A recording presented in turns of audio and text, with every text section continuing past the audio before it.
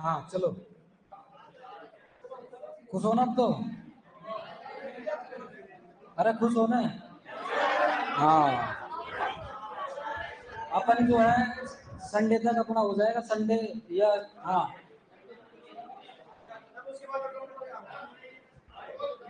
क्या एसी? अभी बोलना था ना। हाँ हाँ ठीक है, चलो इधर देखो, इधर देख इधर, ये आ जाओ आगे। चलो, अब पोस्ट आई गई है। ये मान के चलो कि वैसे ये एग्जाम होगी 2025 के लास्ट तक, मतलब लगभग एक साल बाद होगी, क्योंकि एग्रीकल्चर सुपरवाइजर आपको पता है कब होगी, 2026 में। तो अभी अभी आपके पास में काफी टाइम है ना। लेकिन रिवीजन करने का टाइम मिलना चाहिए। तो अभी बहुत सारे सब्जेक्ट के कोर्स बाकी है अभी तो वो सारे के सारे है ना, वो सारे के सारे आपको जो जैसे भी होगा वैसे एक एक, जैसे इकोनॉमिक्स खत्म हो जाएगा अभी, तो वो उसका रिवीजन चलते रहने देना, ठीक है। और प्रीवियस ईयर के जो पेपर्स हैं, प्रीवियस ईयर के जो पेपर्स हैं वो सबको सोल्व करना है।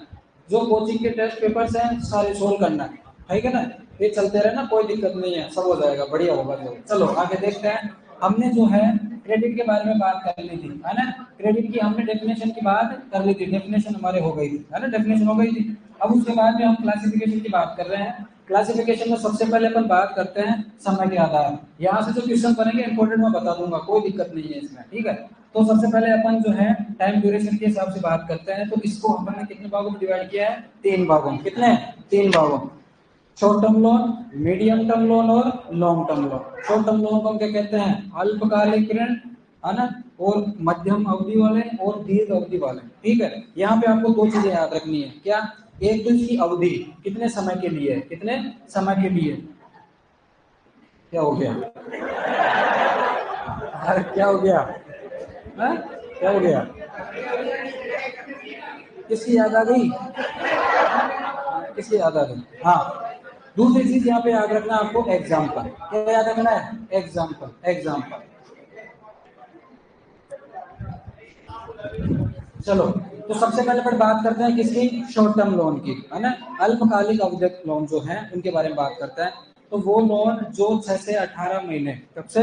6 से 18 महीने के अंदर अंदर रिपेड कर दिए जाते हैं, मतलब चुका दिए जाते हैं। इस प्रकार के लोन कौन से होंगे? आपके शॉर्ट टर्म लोन। इनके दूसरे और भी नाम है। कैसे? शॉर्ट टर्म लोन को हम क्या कहते हैं? शॉर्ट टर्म लोन का दूसरा नाम क्या है? Production loan. Short term loan का प्रोडक्शन क्या नाम, दूसरा नाम क्या है? Production loan. इसी का दूसरा नाम है सीजनल एग्रीकल्चर ऑपरेशन लोन। और इसी का नाम क्या है? इसी का नाम क्या है? Crop loan. इसी का क्या नाम है? Crop loan. तो इसके 4 नाम है ना। Short term loan, crop loan, production loan और सीजनल एग्रीकल्चर ऑपरेशन लोन। यहाँ पे जो अवधि होगी वो कितनी होगी? 6 से 18 में। अब ये जो नाम से पता लग रहा है, क्रॉप लोन भी कह रहे हैं, शॉर्ट टर्म लोन भी कह रहे हैं, इसका मतलब यहाँ पे किसान जो लोन लेगा किसके लिए लेगा? क्रॉप इनपुट्स को परचेज करने के लिए, है ना। क्रॉप इनपुट्स जो है, सीड, मैन्युअल, फर्टिलाइजर, केमिकल है, उनको परचेज करने के लिए ये क्या करता है? ऋण देता है।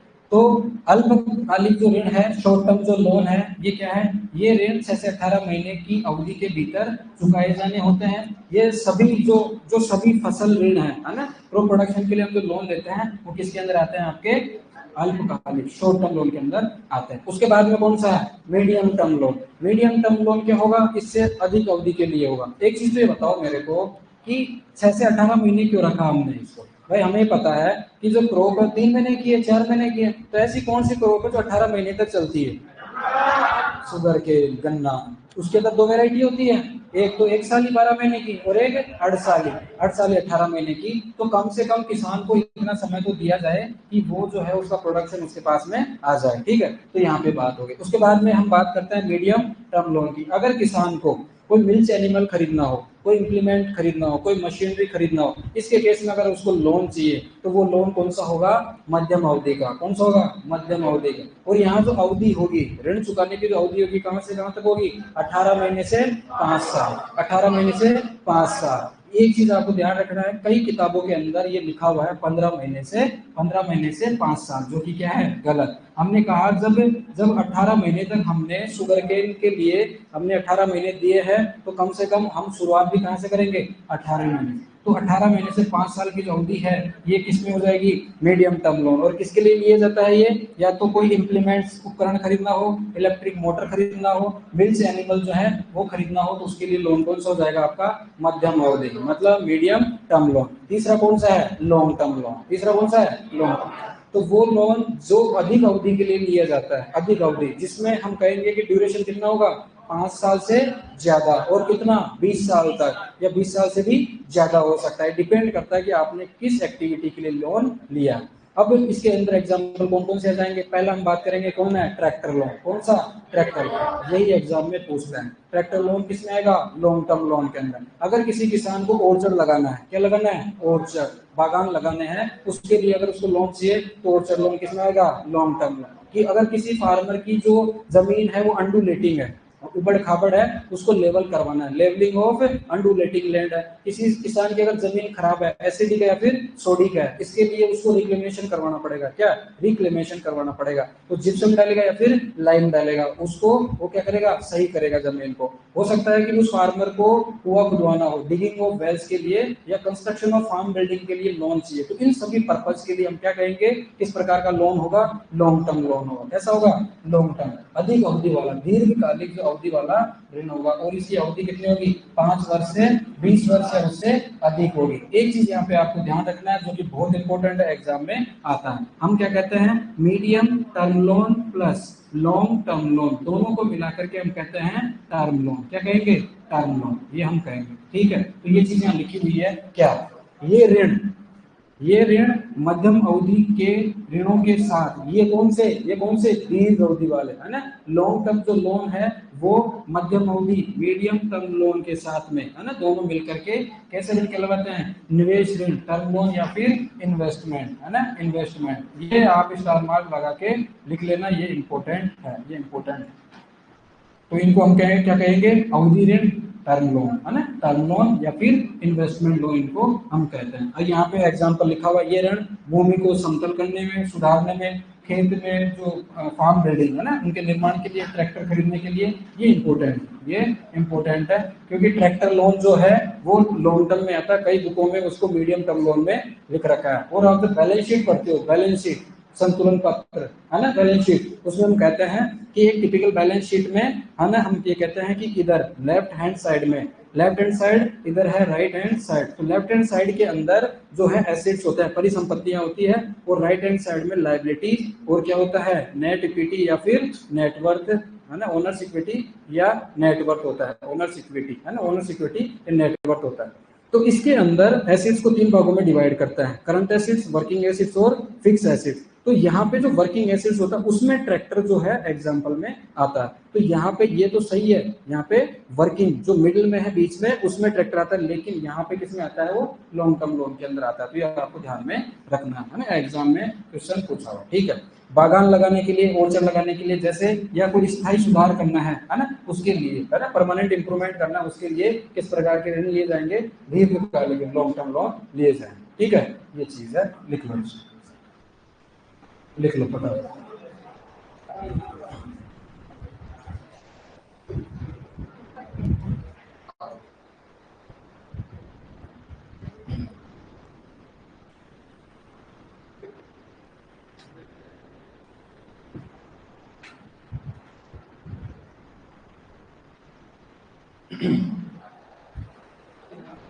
एक तो क्या याद रखना है कि अवधि कितनी है, वो एग्जाम में पूछते हैं। तो शॉर्ट टर्म लोन के लिए 6 से 18 महीने, मीडियम टर्म लोन के लिए 18 से 5 साल, है ना, और लॉन्ग टर्म लोन के लिए 5 से 20 साल या 20 साल से अधिक समय के लिए।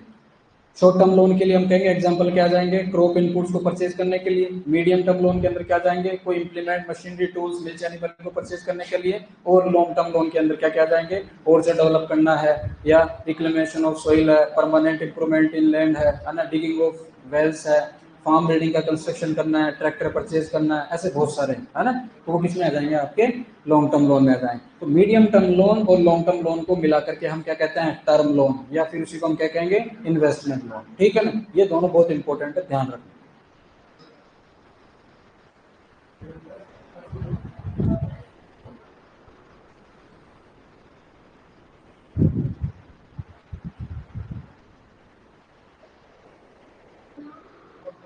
क्या नाम? एग्जाम्पल, हाँ एग्जाम्पल लिख लो, यहाँ लिख लो, है ना। हिंदी में लिखो, इंग्लिश में? इंग्लिश में लिख लो।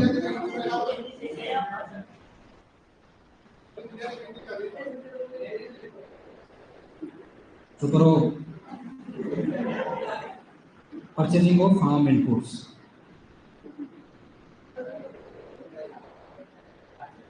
परचेजिंग ऑफ फार्म इनपुट्स,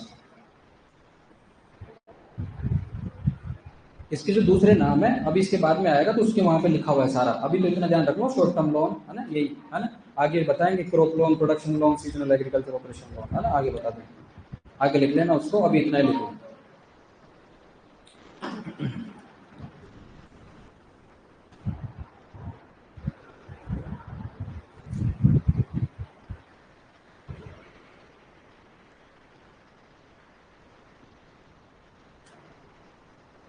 आज कोशिश करेंगे क्लासिफिकेशन खत्म हो जाए, है ना। फिर अगली क्लास में मार्केटिंग के अपने इसके फाइनेंशियल इंस्टीट्यूशंस हैं, तो उसमें आरबीआई, नाबार्ड, आरआरबी और वर्ल्ड बैंक, आईएमएफ, है ना, इनके बारे में शॉर्ट में, है ना, शॉर्ट में देख लेंगे।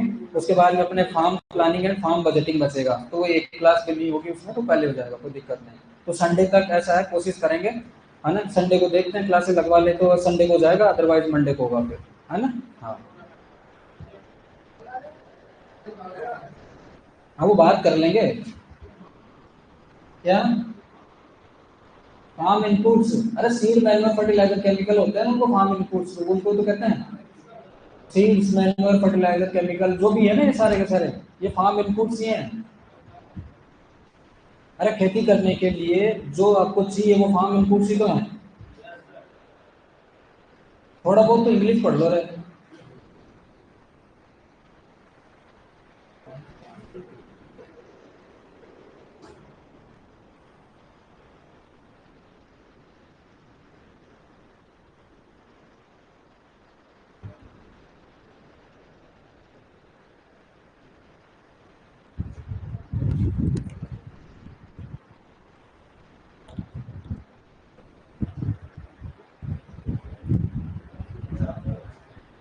हो गया क्या? चेंज कर दें? नहीं लिख रहे हैं, लिखो फटाफट लिखो।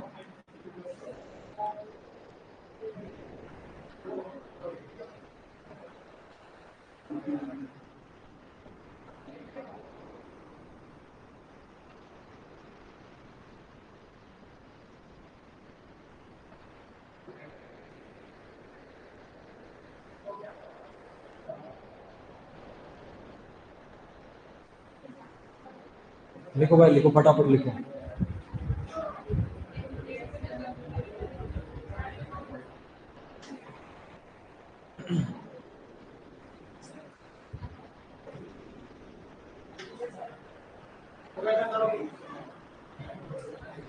चलो आगे चलते हैं।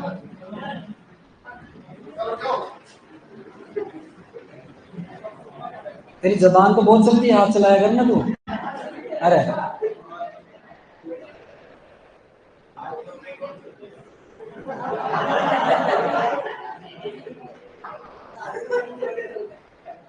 हाँ चलो, ये इम्पोर्टेंट है ना।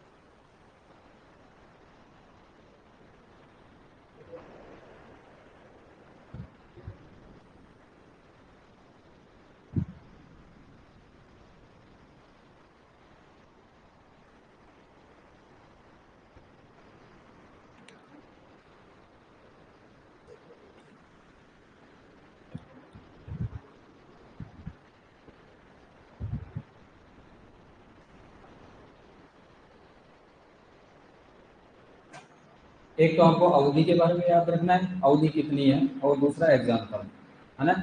और ये इंपॉर्टेंट है कि मीडियम टर्म लोन को और लॉन्ग टर्म लोन को मिला करके हम क्या कहते हैं, टर्म लोन या फिर इन्वेस्टमेंट लोन, है ना, इन्वेस्टमेंट लोन कहते हैं।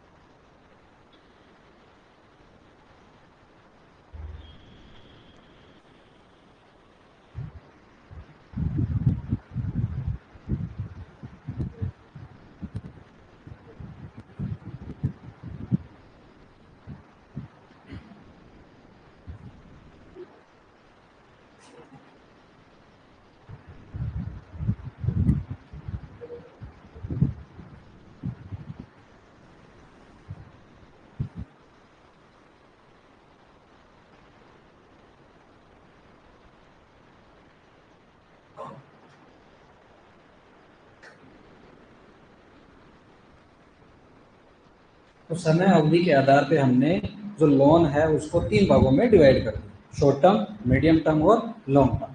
शॉर्ट टर्म के अंदर अवधि कितनी है, 6 से 18 महीने। मीडियम टर्म के अंदर कितनी है, 18 से 5 साल। और लॉन्ग टर्म के कितनी है, 5 साल से 20 साल। एग्जाम्पल आपको याद रखना है, अगर क्रॉप इनपुट्स के लिए बात करेंगे तो शॉर्ट टर्म लोन है, अगर कोई इम्प्लीमेंट मशीनरी या मिल्क एनिमल परचेज करना है तो मीडियम टर्म लोन, और अगर लॉन्ग टर्म की बात करेंगे तो सारे एग्जाम्पल इसमें आ जाएंगे। बस एक ध्यान रखना, ट्रैक्टर का जो है ना, ट्रैक्टर का जो एग्जाम्पल है वो किसमें आएगा, आपके लॉन्ग टर्म लोन में आएगा।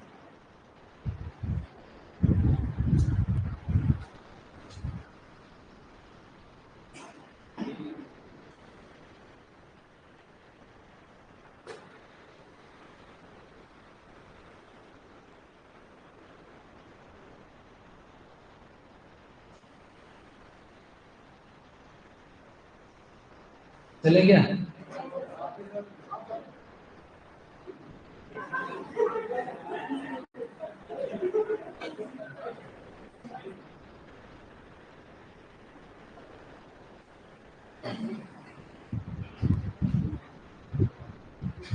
और आप थोड़ा सीरियस हो जाओ, है ना। थोड़ा जो अभी तक जैसे ऐसे था कि यार पता नहीं कब एग्जाम होगी, कब फॉर्म भरेंगे, कब क्या होगा, लेकिन अब तो पता लग गया कि अब जल्दी ही एग्जाम भी नजदीक है। समय देख लो कितना है आपके पास में। और जो कोर्स हो चुके हैं, ऐसा नहीं कि ये कोर्स हो गए हमने पढ़ लिए तो याद हो गए, नहीं, उनको भी रिवीजन करते रहना है, ठीक है ना। और उनसे संबंधित जो क्वेश्चंस हैं उनको भी देखते रहा करो।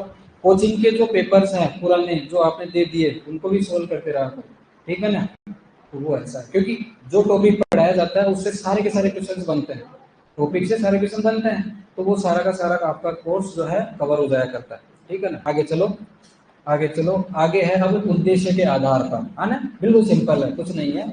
उद्देश्य के आधार पे हमने क्रेडिट को 4 भागों में डिवाइड किया है। इधर देखो, इधर देखो, उद्देश्य के आधार पे, पर्पस के आधार पे, पर्पस के आधार पे हमने क्रेडिट को 4 भागों में डिवाइड किया। एक तो है प्रोडक्शन लोन, एक है आपका इन्वेस्टमेंट लोन, एक है आपका मार्केटिंग लोन, और एक है आपका कंजम्पशन लोन, ठीक है।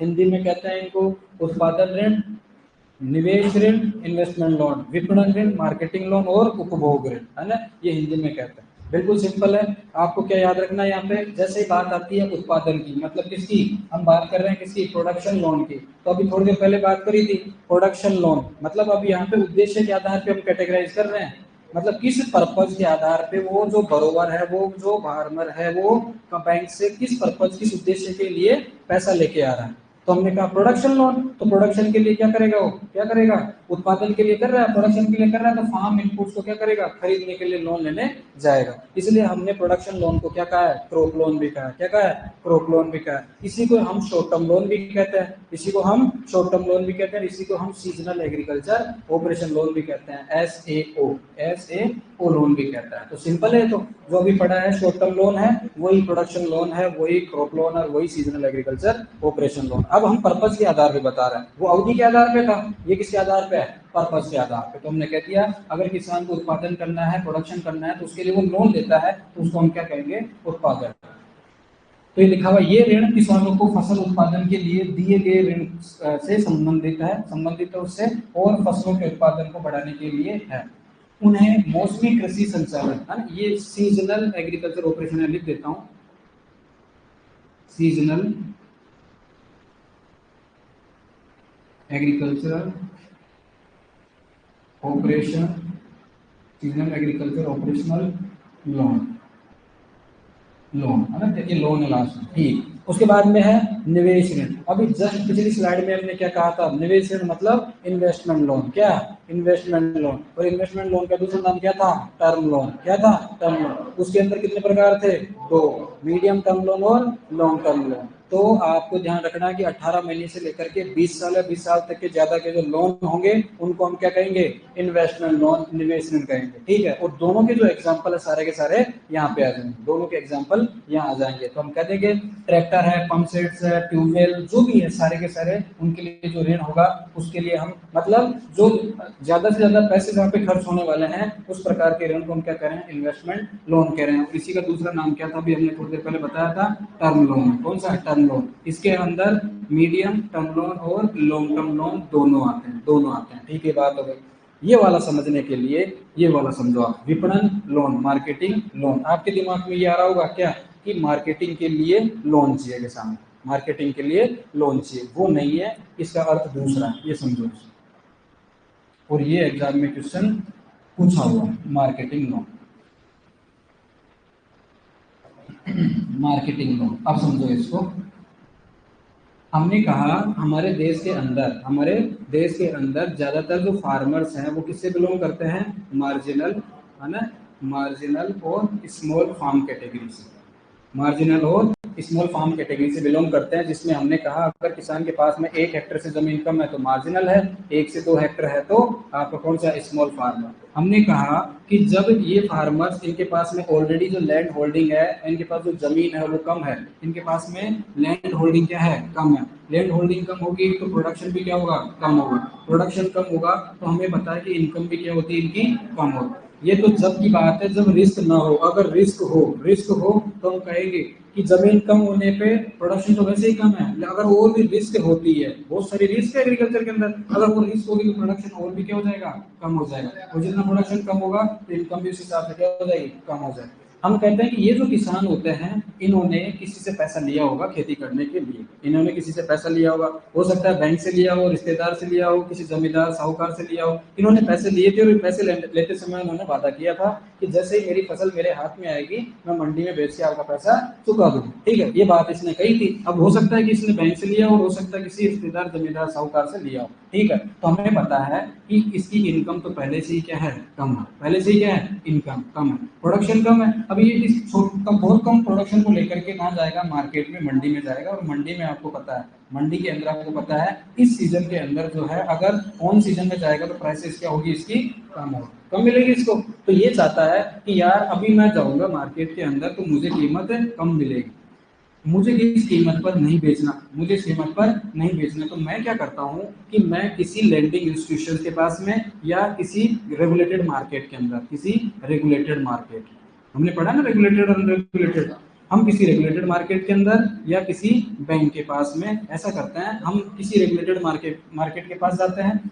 इन रेगुलेटेड मार्केट के अंदर क्या होते हैं, वेयर हाउस, क्या है, वेयर हाउस।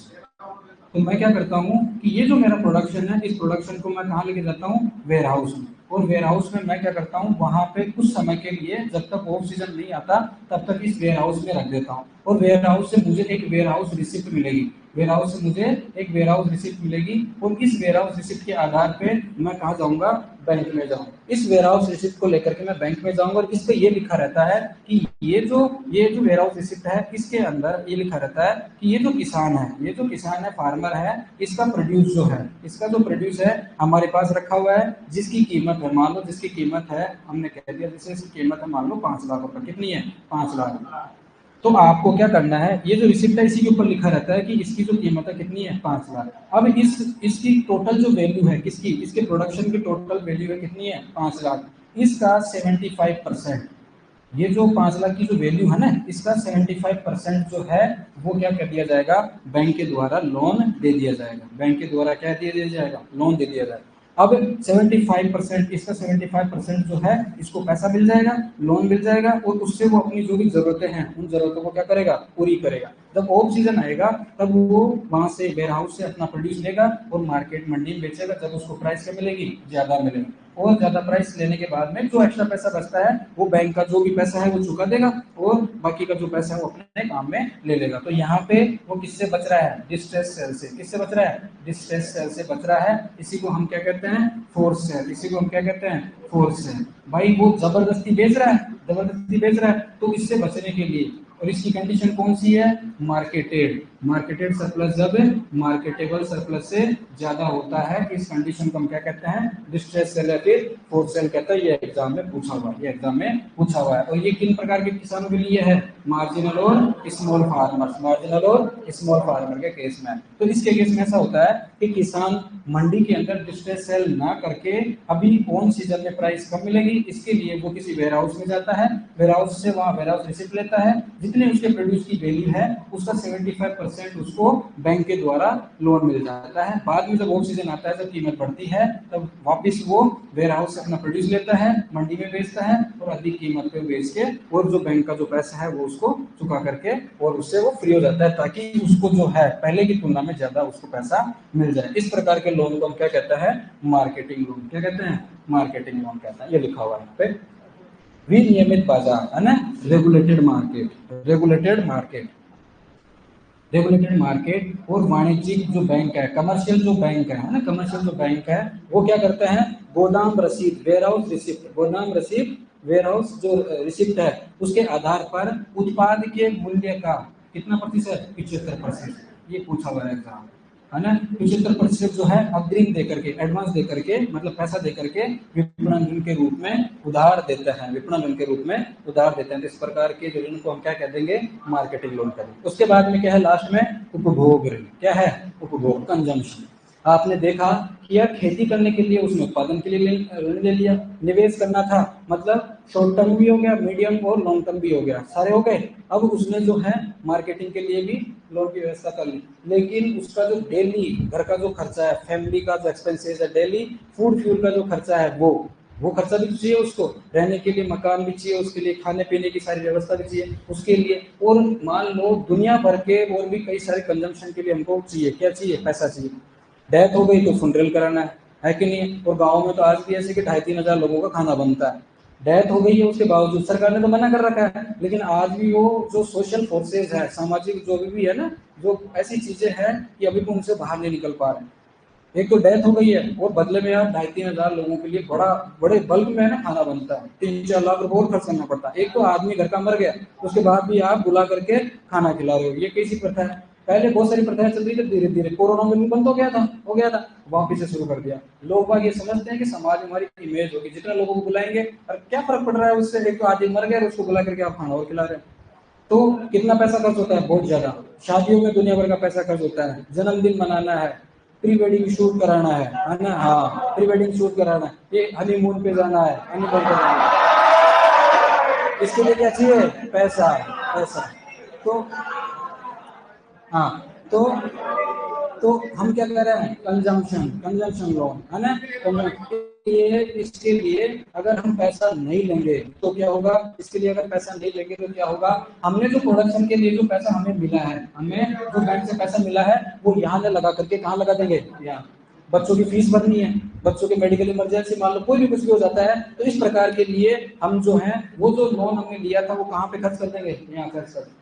इसका मतलब हमारा जो प्रोडक्शन है वो तो हो ही नहीं पाएगा, और हमने तो जिस पर्पज के, हम तो पढ़ी हुए हैं पर्पज के आधार पर, जिस पर्पज के लोन लिया है वो पर्पज हमारा सिद्ध ही नहीं हुआ, तो दिक्कत हो गई। तो इसलिए क्या होता है कि वो जो है कंज्यूमर है या फार्मर है वो इसके लिए भी लोन लेता है। ये डायरेक्टली प्रोडक्शन को, जो प्रोडक्शन हम कर रहे हैं ना उसको डायरेक्टली असिस्ट नहीं करता, सहायता नहीं करता, लेकिन इनडायरेक्टली क्या करता है, अगर पहनने के लिए कपड़े, खाने के लिए भोजन नहीं होगा तो प्रोडक्शन भी नहीं कर पाएगा। तो ये इनडायरेक्टली क्या करता है, इसको सहयोग करता है, इनडायरेक्टली इसको क्या करता है, सहयोग करता है, डायरेक्टली नहीं करता, इनडायरेक्टली करता है। अगर ये ना हो तो ये भी नहीं हो पाएगा, क्यों, क्योंकि पूरा का पूरा पैसा कहाँ खर्च कर देगा, इधर कंजम्पशन में खर्च कर देगा। तो उत्पादन के अलावा किसी अन्य उद्देश्य के लिए दिया गया कोई भी जो ऋण है व्यापक रूप से क्या कहलाता है, उपभोग ऋण के रूप में वर्गीकृत किया जाता है। तो on the basis of purpose हमने क्या पढ़े, 4 प्रकार पढ़े, उत्पादन लोन मतलब प्रोडक्शन लोन, उसके बाद में आपका इन्वेस्टमेंट लोन, मार्केटिंग लोन और कंजम्पशन लोन। लिख लो,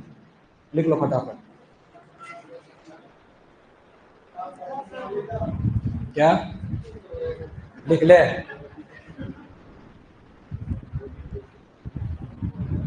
हाँ, मालपुए बनाते हैं, मालपुए।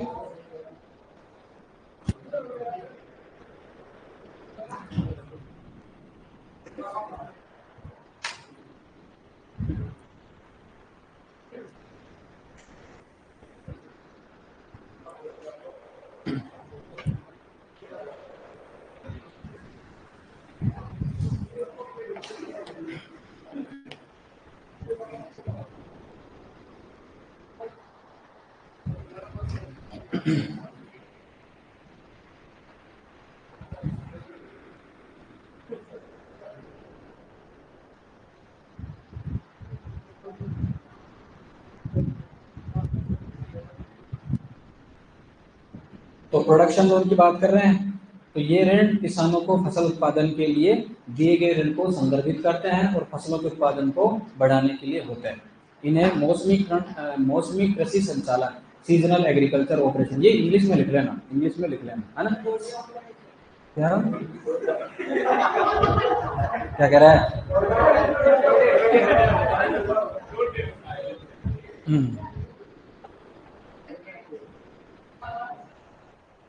देखो यहाँ पे लिखा हुआ है, प्रोडक्शन लोन को हम जो है सीजनल एग्रीकल्चर ऑपरेशन लोन, अल्पकालिक ऋण या फिर फसल ऋण भी कहते हैं, है ना? क्रॉप लोन भी कहते हैं, शॉर्ट टर्म लोन भी कहते हैं और सीजनल एग्रीकल्चर ऑपरेशन लोन भी कहते हैं। तो प्रोडक्शन लोन के चार नाम है, याद रखना, ध्यान रखना। ये क्या हो गया इसको?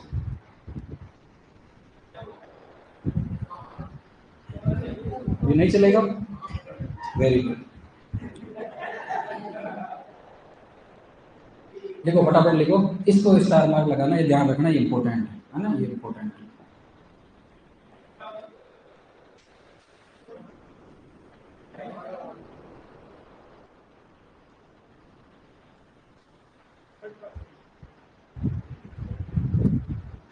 क्वेश्चन आ सकता है एग्जाम में कि on the basis of warehouse receipt, है ना?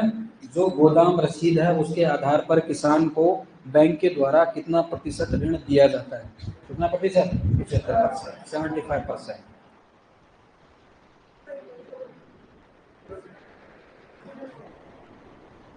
Seasonal agricultural operation loan.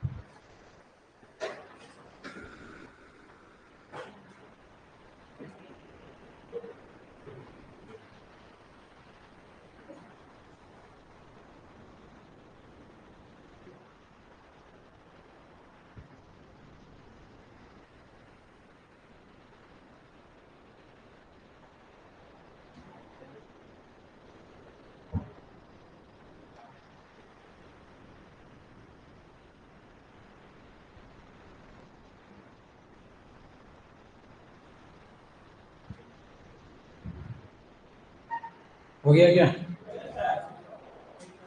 लिखो फटाफट लिखो, ऐसी स्पीड से तो फिर अपने तो हो गया फिर तो सिलेबस।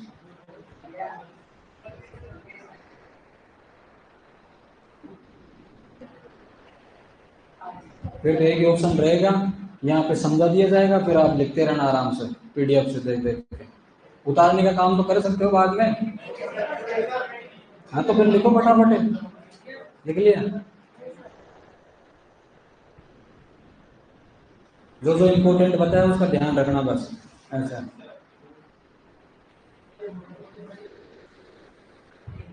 लिख ले पहले।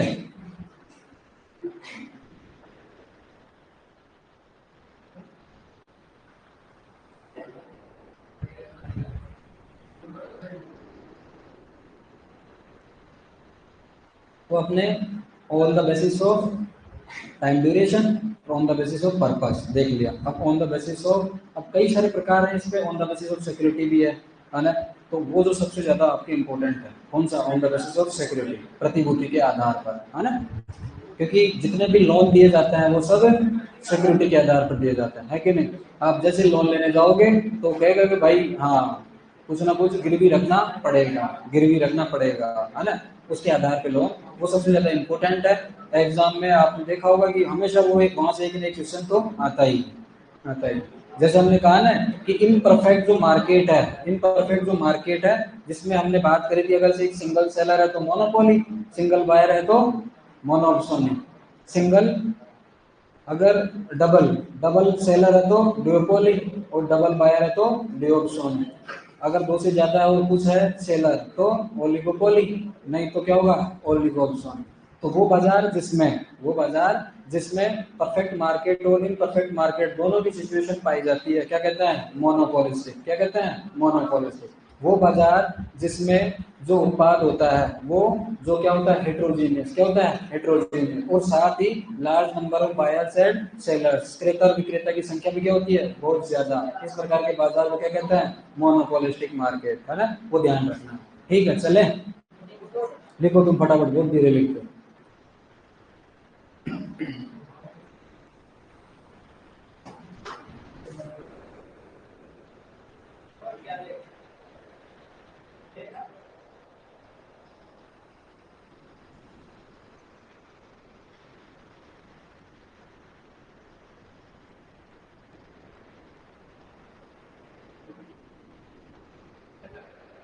अरे लिख रहे हैं भाई कुछ अभी, लिखो भाई लिखो फटाफट लिखो।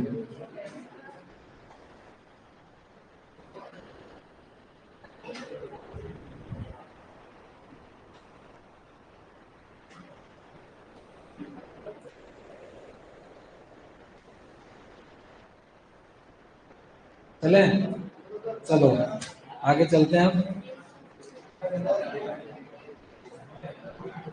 सबसे इंपॉर्टेंट, सबसे ज्यादा important, on the base of security, on the base of security. देखो सिक्योरिटी के आधार पे हमने लोन को ब्रॉडली, है ना, मेनली हमने कितने प्रकार में डिवाइड किया है? दो भागों में। एक तो सिक्योर्ड लोन और एक अनसिक्योर्ड। अब दो भागों में किया है, एक तो सिक्योर है और एक अनसिक्योर। सिक्योर का मतलब ये हो गया जहाँ पे आपने किसी न किसी प्रकार की कोई ना कोई सिक्योरिटी के रूप में आपने कुछ न कुछ रखा है, गिरवी रखा है, ठीक है। और अनसिक्योर का मतलब ये हो गया वहां पे किसी प्रकार की सिक्योरिटी नहीं रखी। फर्दर फिर हमने सिक्योर्ड जो लोन है उसको हमने फर्दर क्लासिफाई किया है। तो सबसे पहले हम बात कर रहे हैं किसकी? सुरक्षित ऋण की, सिक्योर्ड लोन की। तो जब कोई भी लोन, जैसे उधारकर्ता, हम कहे उधारकर्ता जो उधार लेने वाला है, उधारकर्ता द्वारा सिक्योरिटी के रूप में, है ना, कोई ना कोई प्रतिभूति, है ना, इसको लिख लेना प्रतिभूति, सिक्योरिटी के रूप में, सिक्योरिटी, है ना। तो ये है क्या? प्रतिभूति, प्रतिभूति के रूप में, प्रतिभूति के रूप में मतलब उसके बदले दिए गए ऋण को हम क्या कहते हैं? सुरक्षित ऋण कहते हैं, ठीक है। अब इसके अंदर सबसे पहले अपन बात करें तो कौन सी है? पर्सनल सिक्योरिटी, है ना। पर्सनल सिक्योरिटी के आधार पर यहाँ कुछ भी नहीं है, सिंपल सा एक प्रोमिसरी नोट होता है, प्रतिज्ञात्मक पत्र। एक क्या होता है? प्रतिज्ञात्मक पत्र, इसमें लिखा होगा, एक प्रतिज्ञात्मक पत्र होता है, प्रतिज्ञात्मक पत्र, प्रतिज्ञात्मक पत्र। इस प्रतिज्ञात्मक पत्र में क्या होता है? ये लिख करके दिया जाता है। हम पहले बात कर रहे थे कि हमें एक लेंडर होता है, कौन है? जो बैंकर है, और वो किसको पैसे देता है? बरोबर। तो ये लेंडर और एक बरोबर जो है इसी इन दोनों के बीच की बात है, इन दोनों के कॉमन अंडरस्टैंडिंग की बात है। तो उस प्रतिज्ञात्मक पत्र में लिख के दिया गया होता है कि ये जो बरोबर है ये जो बरोबर है इतने समय में जो पैसा ले रहा है विद ब्याज जो है विद इंटरेस्ट जो है वो आपका पैसा पे कर देगा। यहाँ पे थर्ड जो पार्टी है गारंटर के रूप में थर्ड पार्टी हो भी सकती है और नहीं भी हो सकती है, डिपेंड करता है कि ये जो लेंडर है बरोबर है दोनों के बीच में कितनी कॉमन अंडरस्टैंडिंग है, दोनों एक दूसरे को कितना जानते हैं। तो प्रतिज्ञात्मक पत्र के आधार पर प्रोमिसरी नोट के आधार पर यहाँ पे जो लेंडर है बरोबर को क्या करता है पैसे देता है। यहाँ पे जो थर्ड पार्टी है यहाँ गारंटर हो भी सकता हो और नहीं भी हो, ठीक है। तो यह बात हो गई क्या पर्सनल सिक्योरिटी। इसके तहत उधारकर्ता स्वयं गारंटर के रूप में खड़ा होता है, मतलब वहां होता है। और किसान के वचन पत्र की जगह लिखना प्रतिज्ञात्मक पत्र है ना, किसान के प्रतिज्ञात्मक पत्र पर ऋण दिया जाता है, यानी ऋणदाता और उधारकर्ता के बीच की समझ के आधार पर common understanding between the lender and borrower, उसको हम क्या कहेंगे व्यक्तिगत जो पर्सनल सिक्योरिटी लोन कहेंगे, पर्सनल सिक्योरिटी लोन कहेंगे। यहाँ पे एक ही शब्द याद रखना है, ये प्रतिज्ञात्मक पत्र। अगर जैसे प्रतिज्ञात्मक पत्र आता है तो आप समझ जाना किसकी बात कर रहा है, ये प्रोमिसरी नोट की बात कर रहा है, मतलब किसकी बात कर रहा है, व्यक्तिगत पर्सनल सिक्योरिटी लोन की बात कर रहा है। ये लिख लो पहले, ये हेडिंग डालो on the base of security, उसमें पहले लिखो डेफिनेशन सुरक्षित ऋण या सिक्योर ऋण, उसमें पहला आप लिखना व्यक्तिगत सुरक्षा, फिर बाद में बताता हूँ। लिखो फटाफट लिखो, बैठे मत रहो। क्या ये प्रतिज्ञात्मक पत्र प्रोमिसरी नोट, मतलब वो प्रोमिस करता है जो बोरोवर है उधार लेने वाला जो फार्मर है ना, वो प्रोमिस करता है किससे, बैंक से है कि भाई मैं प्रोमिस करता हूँ, मेरा प्रतिज्ञात्मक पत्र है, अपन आपस में एक दूसरे को जानते हैं समझते हैं, तो मैं प्रतिज्ञा लेके जो भी होता है ना प्रतिज्ञात्मक पत्र है उसमें वो लिख के देता है इतना पैसा इतने समय के लिए मैं आपको जो है इस ब्याज के साथ मैं चुका दूंगा।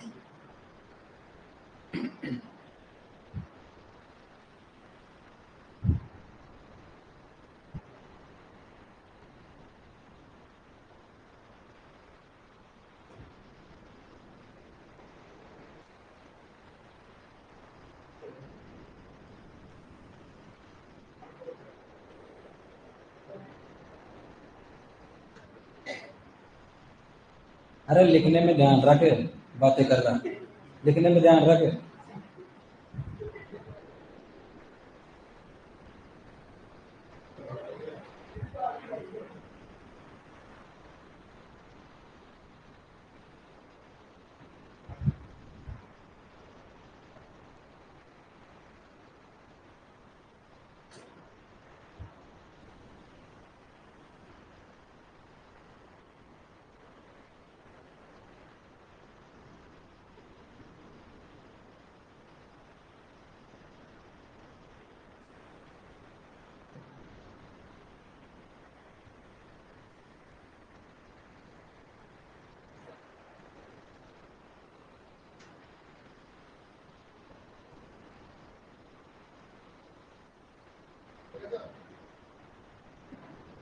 हाँ शांति रख।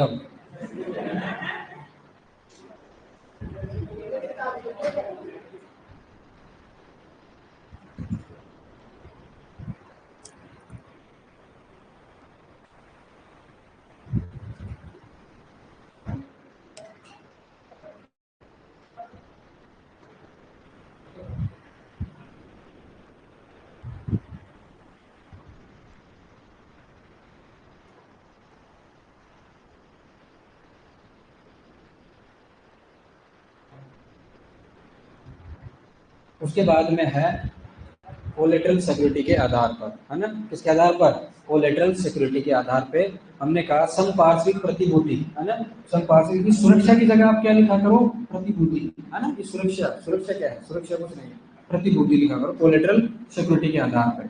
आपको क्या याद रखना है कि यहाँ जो प्रॉपर्टी गिरवी रखी जाएगी वो कैसी प्रॉपर्टी होगी, चल संपत्ति होगी या फिर अचल संपत्ति होगी। तो ये तो ध्यान रखना कि चल है या फिर अचल संपत्ति, मतलब मूवेबल प्रॉपर्टी है या फिर इमूवेबल प्रॉपर्टी है, ठीक है। तो और दूसरी बात ये है यहाँ पे कि वो जो लोन देने वाला है वो कौन है, ठीक है, ये आपको ध्यान रखना है। तो दूसरा कौन सा हो गया आपका, संपार्श्विक प्रतिभूति के आधार पे हमने कहा कि यहाँ पर जो संपत्ति होगी कैसी होगी, चल संपत्ति होगी, उसको गिरवी रख करके लोन लिया जाता है, ऋण लिया जाता है। जैसे जैसे LIC बॉन्ड हो गया है ना, LIC बॉन्ड 2 बार आ गया, LIC, हाँ LIC बॉन्ड हो गया, या FD बॉन्ड है ना, फिक्स डिपॉजिट है ना, FD बॉन्ड हो गया, या फिर जो गोदाम की रसीद है, वेयर हाउस रिसिप्ट है ना, वेयर हाउस रिसिप्ट है, या मशीनरी है, या कोई आपका पशुधन है ना, आदि आदि सिक्योरिटी के रूप में, आदि सिक्योरिटी है ना, सिक्योरिटी के रूप में गिरवी रख करके लोन दिया जाता है। इस प्रकार के लोन को क्या कहते हैं, संपार्श्विक प्रतिभूति, संपार्श्विक प्रतिभूति लोन कहा जाता है, ठीक है। इसमें ये याद रखना है,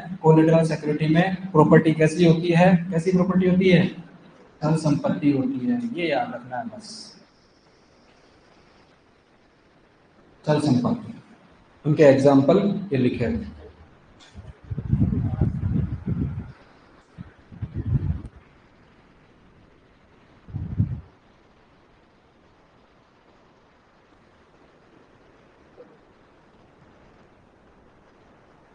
संडे तक हो जाएगा सिलेबस, संडे मंडे तक 2-4 दिन।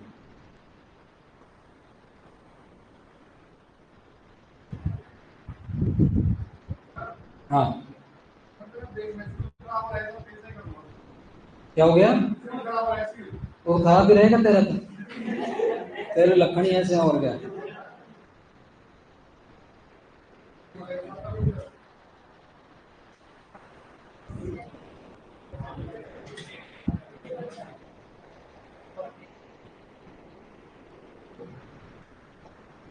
टाइम पे पैसा चुकाया कर दो। अच्छा, एक बीड़ी गुटखा जर्दा तंबाकू सिगरेट ये इसका सेवन कम से कम किया कर, नहीं करता। अच्छा, अरे लिख लो सुपारी।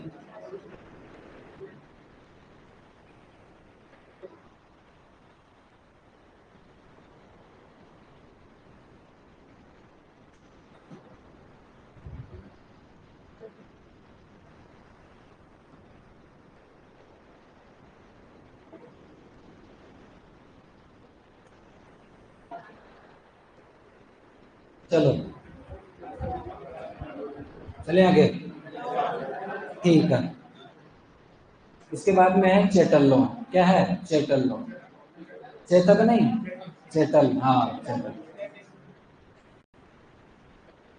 कोलेटरल सिक्योरिटी लोन के अंदर और चेटल लोन के अंदर इतना सा ही फर्क है कि वहां पे जो लोन दिया जाएगा वो साहूकार के रूप में दिया जाएगा। साहूकार जो है, साहूकार होता है पाउंड ब्रोकर, उसके द्वारा दिया जाएगा, ठीक है ना, इतना सा फर्क है।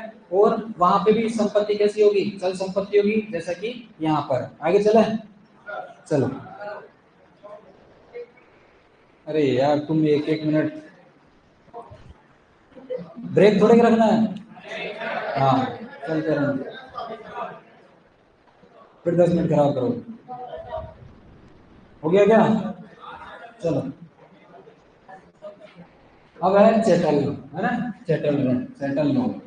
यहाँ पे क्या है, गहने है ना, गहने या विभिन्न धातुओं से बने हुए बर्तन है ना, जो बेस कीमती धातु के बर्तन बने होते हैं ना, कीमती धातु के बर्तन जो होते हैं वो, और गहने गिरवी रख करके आदि जैसी चीजें जो है चल संपत्ति है, ये सब चल संपत्ति है ना। यहाँ पे भी संपत्ति कैसी है, चल संपत्ति, गिरवी रख करके पाउंड ब्रोकर के द्वारा, साहूकार के द्वारा, किसके द्वारा, साहूकार है ना, ये लिख लेना, पाउंड ब्रोकर को हम कहते हैं साहूकार, साहूकार, साहूकार है ना, साहूकार, साहूकार के द्वारा क्रेडिट प्राप्त किया जाता है या लोन प्राप्त किया जाता है। तो ये तो हो गया आपका कौन सा, चेटल।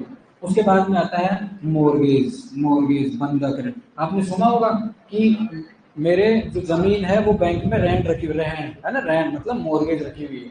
अब यहाँ पे आपको क्या याद रखना है, क्या याद रखना है कि हम जितने भी यहाँ पे on the basis of security loan पढ़ेंगे, सब में जो संपत्ति होगी कैसी होगी, चल संपत्ति होगी। कैसी संपत्ति होगी, चल संपत्ति। लेकिन मोर्गेज लोन के अंदर जो प्रॉपर्टी होगी कैसी होगी, अचल संपत्ति, अचल संपत्ति, अचल संपत्ति, ये ध्यान रखना है। जैसे आपके जमीन या फिर फार्म बिल्डिंग, है ना, ये क्या है आपकी अचल संपत्ति है। इनको गिरवी रख करके, इनके डॉक्यूमेंट्स गिरवी रख करके अगर लोन लिया जाता है तो उसको हम क्या कहते हैं, मॉर्गेज लोन। इसको फर्दर हमने दो भागों में डिवाइड किया है, एक तो सिंपल मॉर्गेज लोन और एक है इक्विटेबल मॉर्गेज लोन, मतलब सरल बंधक और इक्विटेबल लोन। सिंपल है, कुछ भी नहीं है। सिंपल मॉर्गेज लोन में क्या है, अगर आपको कोई जो प्रॉपर्टी जिसको गिरवी रख करके आप लोन ले रहे हो, अगर आपके पैतृक संपत्ति है, क्या है, पैतृक संपत्ति है, एंसेस्ट्रली इनहेरिटेड कोई प्रॉपर्टी है, आपके पूर्वजों से मिली हुई कोई संपत्ति है, अगर उसको गिरवी रख करके लोन लेते हो, इस प्रकार के लोन को हम क्या कहेंगे, सिंपल मॉर्गेज लोन। और अगर आपने अपने सेल्फ आपने एक्वायर्ड किए, आपने प्राप्त किए, जैसे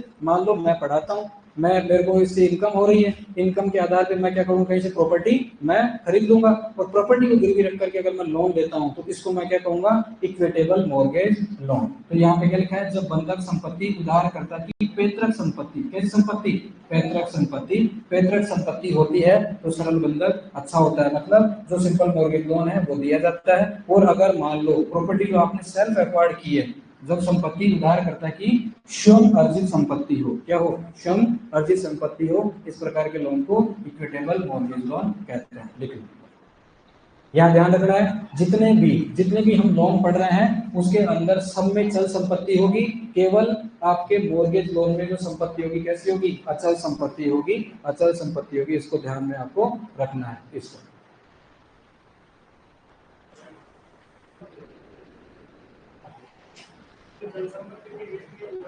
इसको भाई चल संपत्ति है उसको तो अपन कहेंगे मूवेबल प्रॉपर्टी, मूवेबल प्रॉपर्टी, और अचल संपत्ति को क्या कहेंगे, इमूवेबल प्रॉपर्टी, इमूवेबल, है ना, इमूवेबल प्रॉपर्टी।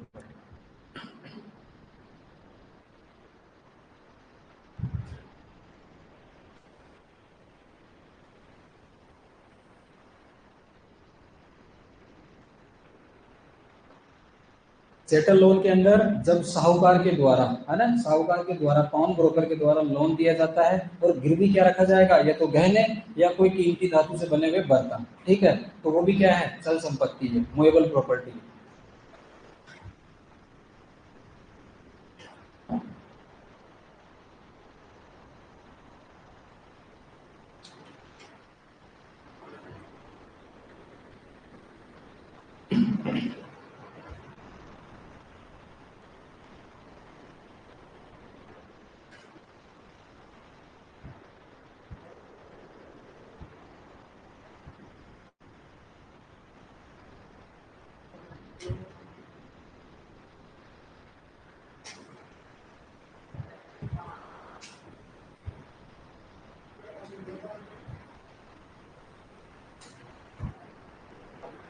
है ना, इसमें इतना ज्यादा डिटेल में मत लिखना है इसको, इसमें सिंपल मॉर्गेज में लिख लेना, जब पैतृक संपत्ति के आधार पर लोन दिया जाता है, इतना सा लिख लेना। इक्विटेबल के अंदर जब स्वयं से अर्जित संपत्ति पे लोन दिया जाता है, सारा लिखने का जरूरत है ना, शॉर्ट में लिख लिया करो। बस ये ध्यान रखना है, मॉर्गेज लोन के अंदर क्या होगी, अचल संपत्ति होगी, क्या होगी, अचल संपत्ति, इमूवेबल प्रॉपर्टी।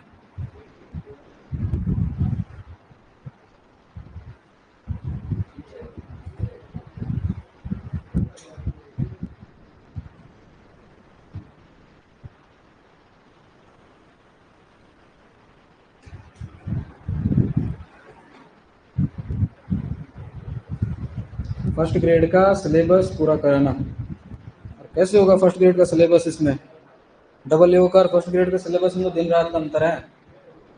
फर्स्ट ग्रेड में तो पूरी इकोनॉमिक्स पढ़नी पड़ेगी आपको, पूरी इकोनॉमिक्स।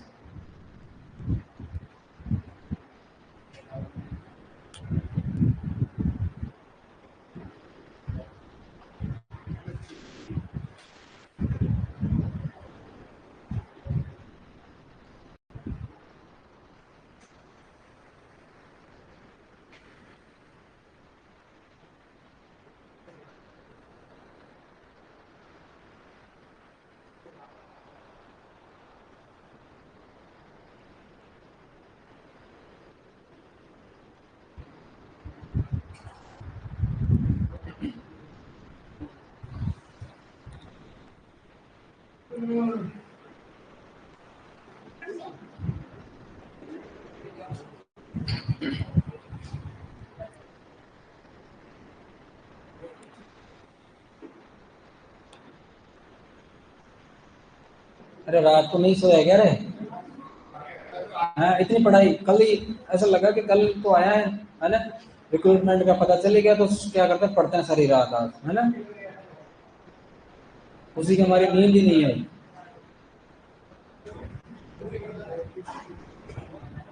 चलो आगे चलते हैं। तो बातें क्यों कर रहे हो, फिर लिखो ना।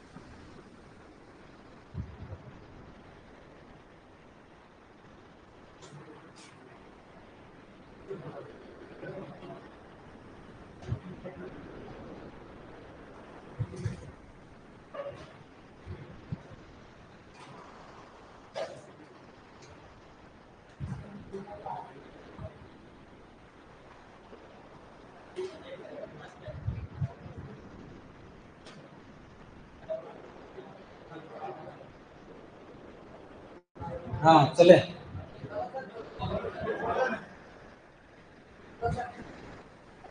और बातें भी करते हो, इतने जोर से क्यों करते हो तुम, हैं?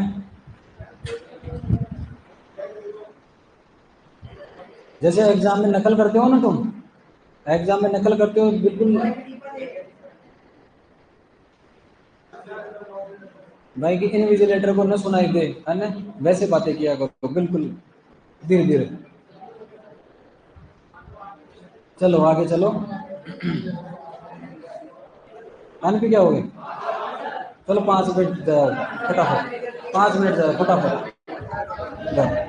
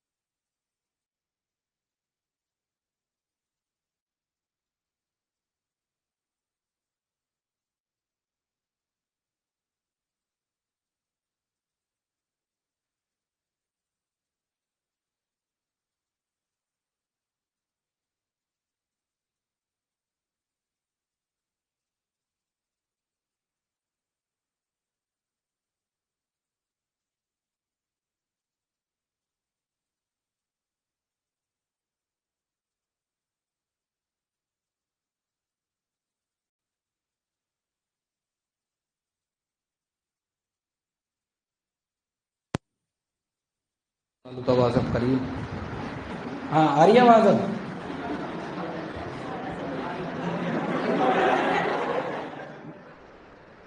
ठीक है। हमने जो है हाइपोथेकेटल लोन पढ़ा है, क्या पढ़ा है? हाइपोथेकेटल लोन पढ़ा है। इसके अंदर अपन ये कह रहे हैं कि यहाँ पे दो प्रकार के लोन है, एक की लोन है और एक ओपन लोन। तो हम ये कह रहे हैं कि लोन के अंदर जब कोई किसान अपना जो कृषि उपज है उसका खुद का जो प्रोड्यूस है वो किसी लैंडिंग इंस्टीट्यूशन जहाँ से लोन लेने वाला है वहां पे गिरवी रख करके अगर लोन लेता है तो उसको अपन क्या कहते हैं? की लोन कहते हैं। और दूसरा कौन सा है? Open loan. ओपन लोन के अंदर हम कह रहे हैं कि अगर किसान को मान लो ट्रैक्टर के लिए लोन लेना है तो वो बैंक से पैसा लेगा, पैसा लेके ट्रैक्टर परचेज करेगा, ट्रैक्टर के जो डॉक्यूमेंट्स है वो तो खुद रखेगा, कौन? बैंक रखेगा। और जो ट्रैक्टर है वो कौन रखेगा? किसान रखेगा। तो किसान जो है उसकी लीगल ओनरशिप जो है वो तो रहेगी, जो ट्रैक्टर है उसकी लीगल ओनरशिप किसके पास रहेगी? उस लैंडिंग इंस्टीट्यूशन में, बैंक के पास में। और फिजिकल जो ओनरशिप है ट्रैक्टर की किसके पास रहेगी?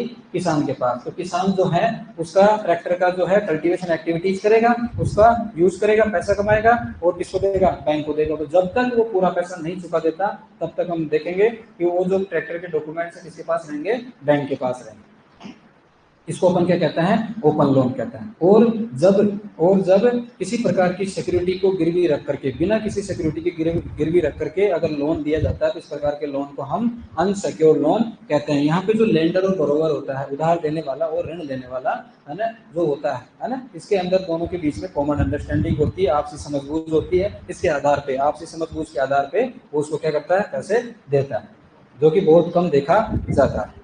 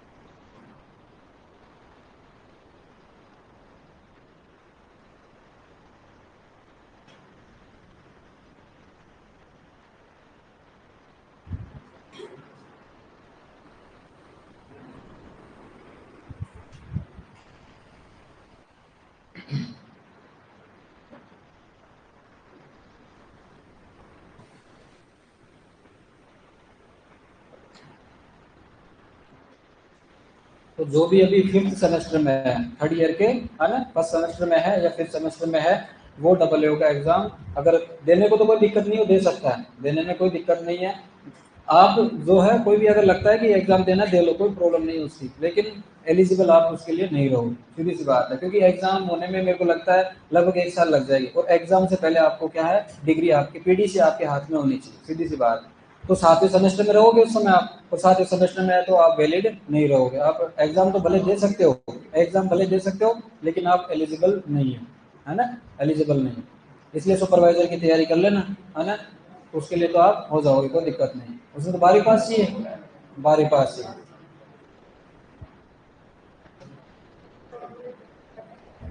और ये ध्यान रखना, अब जो है सरकार, राजस्थान सरकार जो है वो उन सभी प्रकार की जो भी यूनिवर्सिटीज है जहाँ से आपने बाहर से डिग्री ली है ना, जो दूसरे स्टेट से आप जो डिग्री लेके आए हो, चाहे वो आपकी बीएड की डिग्री हो, चाहे आपकी हो एमएससी की डिग्री, इसको बाकायदा पूरा जो है उसको चेक करती है, सीधी सी बात है। क्योंकि काफी सारे लोग जो अभी नौकरी कर रहे हैं, 13 लोगों को उन लोगों ने क्या किया है, उनके डॉक्यूमेंट्स को इनवैलिड किया है, पता है ना आपको, 13 लोगों के जो डॉक्यूमेंट्स है इनवैलिड है, किसी की बीएड की डिग्री इनवैलिड है, किसी की एमएससी की डिग्री इनवैलिड है। और जब तक रिसर्च नहीं होता है ना, एमएससी का मतलब क्या है, मास्टर, है ना, उसके अंदर जब तक आप रिसर्च नहीं करते हो तब तक वो डिग्री आपकी वैलिड नहीं है। आप ये मत मानना कि क्योंकि कई कॉलेज जो है ना, कई यूनिवर्सिटी जो है आपसे ये नहीं कहेगी कि हाँ ये वैलिड है कि नहीं है, वो कहेगी नहीं वैलिड है, रिसर्च करने की कोई जरूरत नहीं है, ये चलेगी। हाँ उस स्टेट में जरूर चल सकती है, लेकिन राजस्थान स्टेट में वो नहीं चलेगी। ऐसे बहुत सारे बच्चे हैं जो इस चक्कर में फंस गए और उन्होंने जो है 2 साल समय खराब भी कर दिया, और कोई ऑप्शन नहीं उनके पास, है ना, ये ध्यान रखना आप।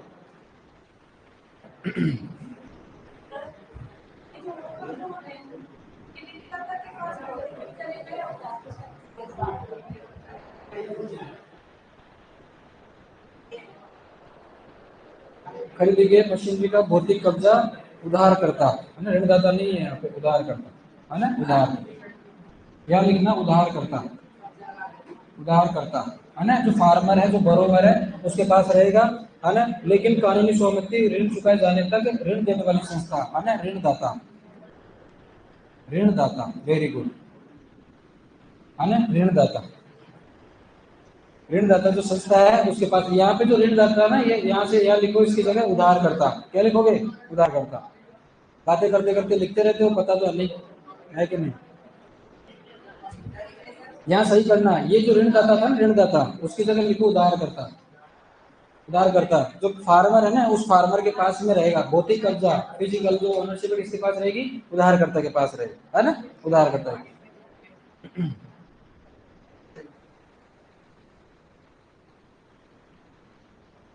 ये क्या है कि हिंदी इंग्लिश करते समय, है ना,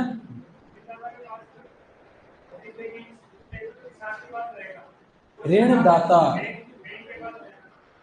ऋणदाता, ऋण कौन दे रहा है, ऋणदाता, ऋणदाता कौन है, बैंक, कौन है, उधारकर्ता, उधार लेने वाला कौन है, बरोबर, हाँ।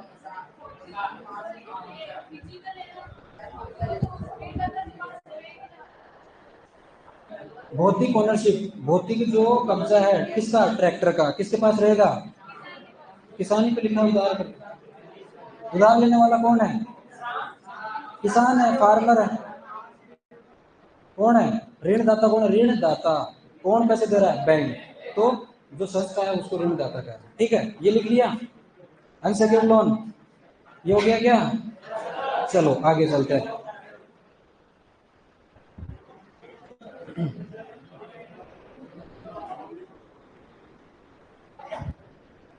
हो गया ना, बहुत धीरे लिखते हो, चलो अब देखो, ऋणदाता जो है ना, लेंडर्स का क्लासिफिकेशन कर रहे हैं, जो उधार देने वाला है ना, उधार देने वाला है, जो ऋणदाता है, ऋणदाता है ना, जो ये ऋणदाता है कौन है, बैंकर, कौन है, बैंकर, है ना, बैंकर भी हो सकता है, बैंकर भी हो सकता है, और दो हमने कहा कि ये जो ऋणदाता है 2 प्रकार से होता है, एक तो संस्थागत ऋण होता है, एक होता है गैर संस्थागत, क्या होता है, इंस्टीट्यूशनल क्रेडिट होता है, और एक होता है नॉन इंस्टीट्यूशनल क्रेडिट। इसके बारे में हमने कई बार बता रखा है, कई बार बता रखा है ना। तो यहाँ पे हम कह रहे हैं कि जब कोई कोऑपरेटिव सोसाइटी है, सहकारी समिति, वाणिज्य बैंक है, कमर्शियल बैंक जैसी संस्थागत जो एजेंसी है, उनके अगर द्वारा दिया जाता है तो उसको हम कैसे क्या कहते हैं, संस्थागत ऋण कहता है। और जब कोई रिश्तेदार है, जमींदार है, साहूकार है, या कोई लैंडलॉर्ड, मनी लेंडर जितने भी हैं, व्यापारी वगैरह, वहां से अगर लोन मिलता है तो उनको अपन क्या कहेंगे, गैर संस्थागत ऋण कहेंगे, है ना, वो सारा लिखा है यहाँ। व्यक्तिगत जो व्यक्ति ऋण देंगे, है ना, जैसे पेशेवर, है ना, एक तो ट्रेडिशनल होते हैं और एक प्रोफेशनल मनी लेंडर होते हैं। तो किसी जो धनदाता है ना, जो पैसा दे रहे हैं, वो व्यापारी, ट्रेडर्स, कमीशन एजेंट, रिश्तेदार, रिलेटिव, दोस्त, फ्रेंड्स, जमींदार, लैंडलॉर्ड, जिनके द्वारा ऋण दिया जाता है उसको अपन क्या कहते हैं, गैर संस्थागत ऋण कहते हैं, है ना। हो गया है, तो संस्थागत ऋण में आगे लिख लेना, ब्रैकेट में बैंक लिख लेना, वो आपको याद आ जाएगा, है ना। और गैर संस्थागत में आप जो है एक और एग्जांपल लिख लेना यहाँ से, है ना, तो आपको पता लग जाएगा कि जो दूसरे हैं कौन, रिलेटिव है, फ्रेंड है, लैंडलॉर्ड मनी लेंडर है, उनके द्वारा दिया जाएगा तो क्या कहेंगे, गैर संस्थागत। तो लेंडर्स के हिसाब से कौन जो पैसा दे रहा है उसके आधार पे हमने इसको वर्गीकृत किया है, एक तो इंस्टीट्यूशनल क्रेडिट और एक नॉन इंस्टीट्यूशनल। सिंपल है, तो इसमें पैसा कुछ है नहीं।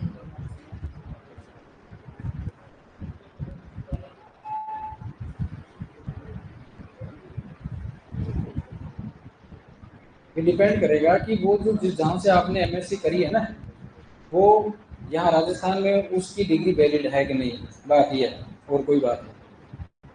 अप्लाई तो आप कर सकते हो, सरकार आपसे फॉर्म के पैसे भी ले लेगी, कोई दिक्कत नहीं है। क्या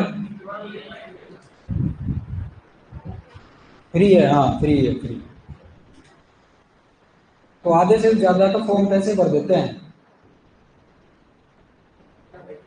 फ्री है इसलिए तो भर देते हैं, और क्या।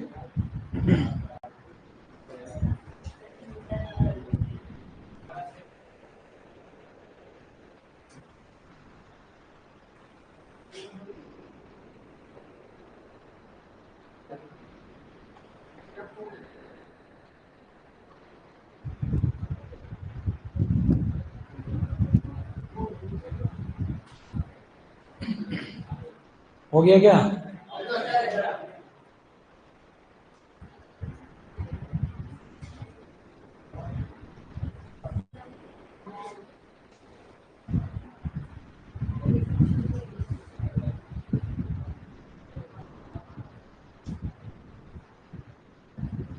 अगर मेन कैंपस से है ना, अगर मेन कैंपस से डिग्री है तो जब तो वैलिड होगी, सीधी सी बात है। क्योंकि उसके कई सारे सब कैंपस है जो कि वहाँ पे कई सारे फर्जी डिग्रियाँ देते हो, फर्जी डिग्रियाँ देते हैं।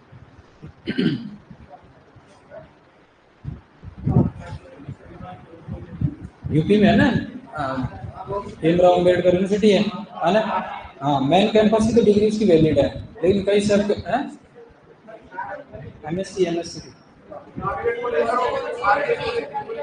बिजपुरी उसकी तो नहीं होगी शायद, है क्या? पता नहीं, जो भी देख लेना वो तो देख लेंगे बात में। अरे लिख लो, एक शुरू होता है सारे शुरू हो जाते हैं।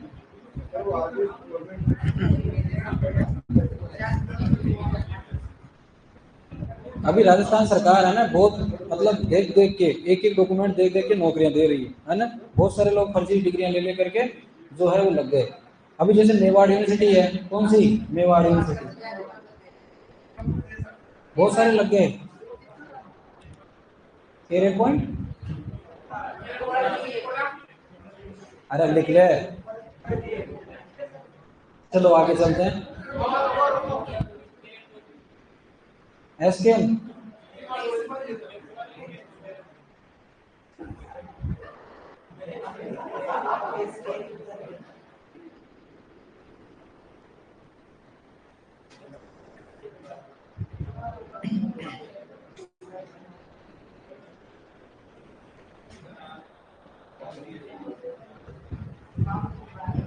इसलिए थोड़ी सी मेहनत करने की जरूरत पड़ती है। थोड़ी सी मेहनत कर लो तो जो अपने अपने राजस्थान में जो बढ़िया यूनिवर्सिटीज है जहाँ से डिग्रियां सारी वैलिड है, वहां से करो तो फायदा है कि नहीं। कई सारे बीएड के लिए बच्चे हैं ना, एमपी से हरियाणा से वहां से डिग्री लेके आते हैं। तो इस बार जो है काफी दिक्कत आएगी, फर्स्ट ग्रेड की जब आएगी ना वैकेंसी तो काफी दिक्कत आएगी। चलो आगे चलते हैं।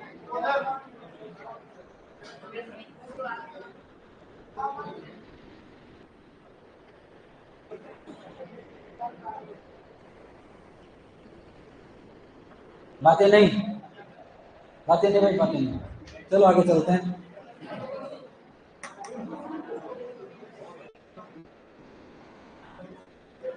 क्लास 1 घंटे की बढ़िया रहती है। हाँ, वो तो दिख रहा है मेरे को भी, क्योंकि चलो चलो, अरे लिखो भाई। हमने अब लेंडर की बात कर ली, एक तो संस्थागत ऋण हो गया और एक गैर संस्थागत, है ना। तो हमने कह दिया जो बैंक कोऑपरेटिव जो आरबीआई के अंडर में है ना, आरबीआई जहाँ पे आरबीआई की रूल रेगुलेशन है तो वहां से ऋण मिल जाएगा। और दूसरे जहाँ पे आरबीआई का कोई रूल रेगुलेशन नहीं है ना, वहां से तो ये सारे के सारे जो है यहाँ से आपको हायर इंटरेस्ट पे, है ना, हायर इंटरेस्ट पे लोन मिलता है। ठीक, आगे चलो। अब लैंडर का क्लासिफिकेशन हो गया, अब है बोरोवर। बोरोवर कौन है? जो उधार लेना, उधार बोरोवर्स। अब यहाँ पे देखो सिंपल है ना, सिंपल है क्या है, व्यवसायिक गतिविधि के आधार पर अगर क्रॉप कल्टीवेशन के अगर लोन ले रहा है तो कौन लेगा, किसान।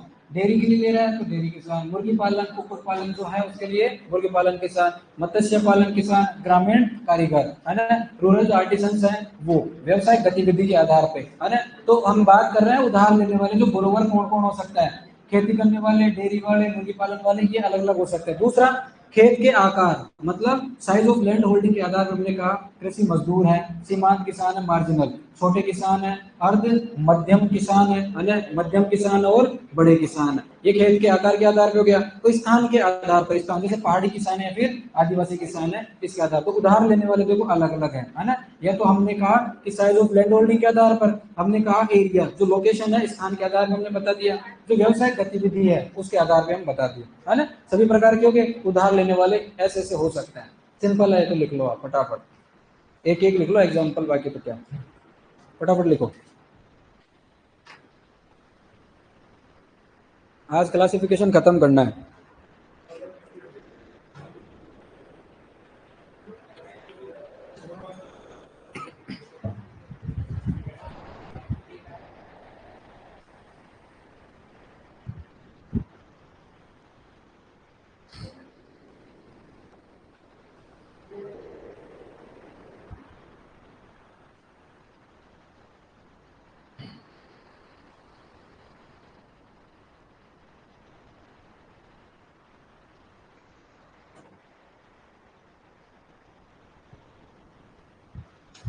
फर्स्ट ग्रेड के अंदर जो फर्स्ट बैच के जो लोग लगे हैं ना नौकरी, फर्स्ट बैच के मतलब जिसके अंदर ऐसा था कि वो लोग उसमें ज्यादा हैं, इसमें फर्स्ट बैच में जो लगे हैं भाई, उन्होंने बीएससी कर ली, अब उनका कहीं एमएससी में नहीं हो रहा था, बीएससी कर ली, फिर पीजी की तैयारी करी होगी, जिसकी भी तैयारी है उन्होंने करी, लेकिन उनका कहीं नहीं हुआ। तब उनको उनको किसी ने सजेस्ट किया कि यार ऐसा है बीएड कर ले, क्या कर ले, बीएड। उन्होंने क्या कर ली, बीएड कर ली, और प्राइवेट कॉलेज से क्या कर लिया उन्होंने, एमएससी। उसी समय पे क्या आ गया, ये फर्स्ट ग्रेड आ गया। और उस समय एग्रीकल्चर में बीएड तो पहले होती थी नहीं, तो उन लोगों ने क्या साइंस से क्या कर लिया, साइंस से क्या कर लिया, बीएड कर लिया। उस समय किसी के पास बीएड नहीं थी, और वो उस समय सरकार ने भी देखा कि यार अब क्या करें, इनके पास बीएड भी है, एमएससी भी है, ले लो इनको। तो फर्स्ट बैच तो ऐसे कैसे हो गए, उसमें ज्यादातर वो बच्चे हैं जिन जो बीएससी तो बड़ी मुश्किल से करें, एमएससी में कहीं हुआ ही नहीं उनका, समझ रहे हो। और एमएससी भी कहाँ से करी, प्राइवेट कॉलेज से करी। आज वो मजे कर रहे हैं, आज मजे करें फर्स्ट ग्रेड वाले है ना, फर्स्ट ग्रेड किस्मत।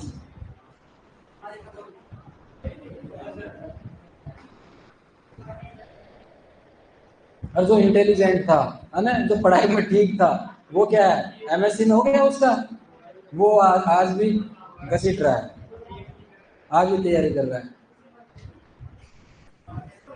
और सबसे बड़ी बात तो है एमएससी है ना, अगर आप अच्छी सब्जेक्ट से करते हो, अभी देखो 40 पोस्टें आई है डबल एआरओ की सोइल में, किसमें, सोइल।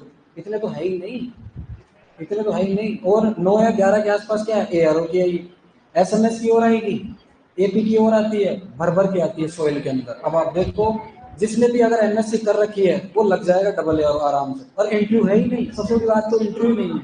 अब आप देखो रिटर्न एग्जाम, खुद की मेहनत है, रिटर्न एग्जाम में हो गया, सबसे बढ़िया।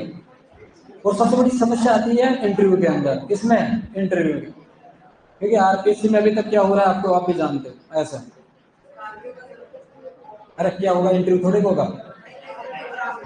हाँ तू है कि मालिक पेपर आउट करने का,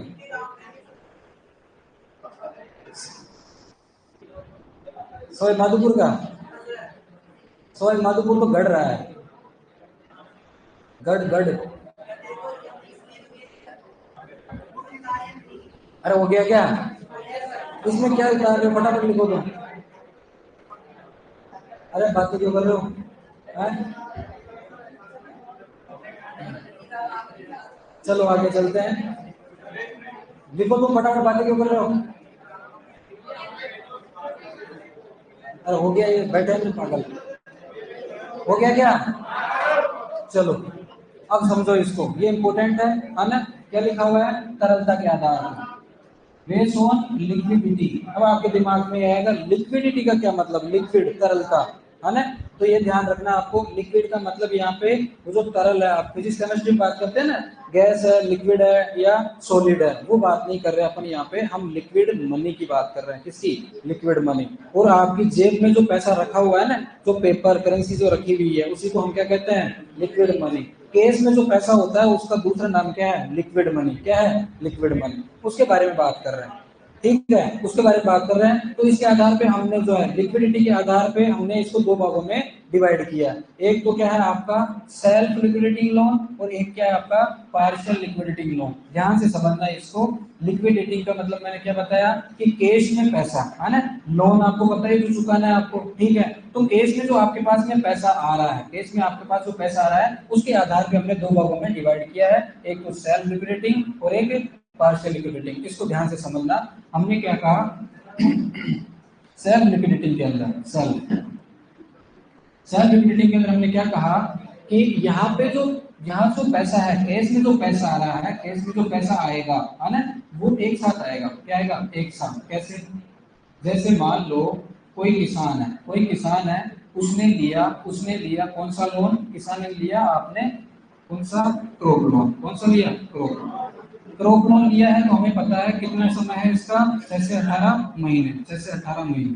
6 से 18 महीने, ठीक है।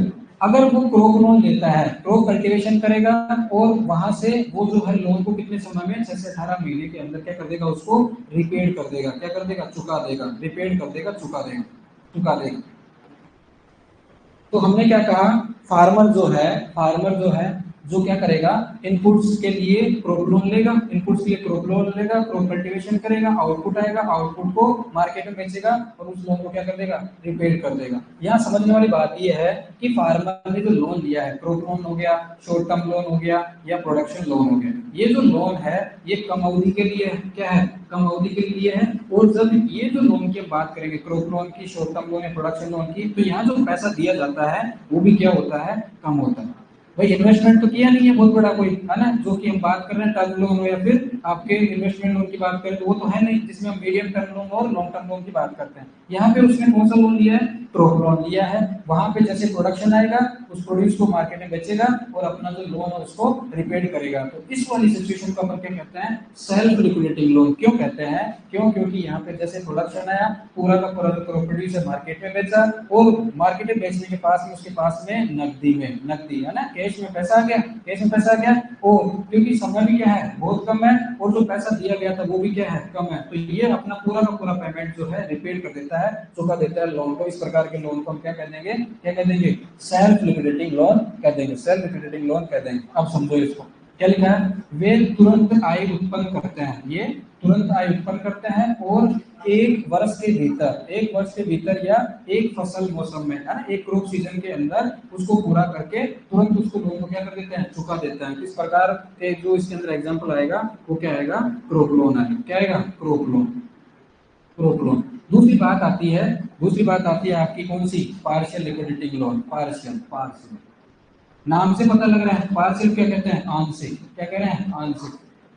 यहाँ पे आंशिक, यहाँ पे जो पैसा आ रहा है, जो लिक्विडिटी आ रही है, जो नकदी में जो पैसा आ रहा है ना, नकदी में जो पैसा आ रहा है वो कैसा आ रहा है? थोड़ा थोड़ा करके आ रहा है, पार्शियली आ रहा है, थोड़ा थोड़ा करके आ रहा है। सपोज करो जितने भी जो इस पार्शियल लिक्विडिटी के अंदर जो भी लोन होंगे वो कौन से लोन होंगे? Term loan. कौन से होंगे? Term loan. और टर्म लोन में हमने कहा है कि इसके अंदर मीडियम टर्म लोन और लॉन्ग टर्म लोन दोनों आएंगे। मीडियम टर्म लोन के अपन कर देंगे, कोई इंप्लीमेंट खरीद रहा है, मशीनरी खरीद रहा है या मिल्क एनिमल खरीद रहा है तो medium term loan. Long term loan के अंदर कह रहे हैं कि अगर वो ट्रैक्टर खरीद रहा है या ओवरसेट के लिए लोन ले रहा है, ऐसे बहुत सारे अपना एग्जांपल बताएं, ठीक है। तो अगर इन सभी पर्पस के लिए अगर लोन ले रहा है तो वो कौन सा लोन है? टर्म लोन, जिसकी अवधि लगती है 18 महीने से, 18 महीने से लेकर के 20 साल या 20 साल से ज्यादा तक, 20 साल या 20 साल तक ज्यादा तक। तो आप देखो जब समय अवधि भी ज्यादा दी गई है, इसका मतलब जो पैसा ले रहा है किसके लिए ले रहा है? इन्वेस्टमेंट के लिए।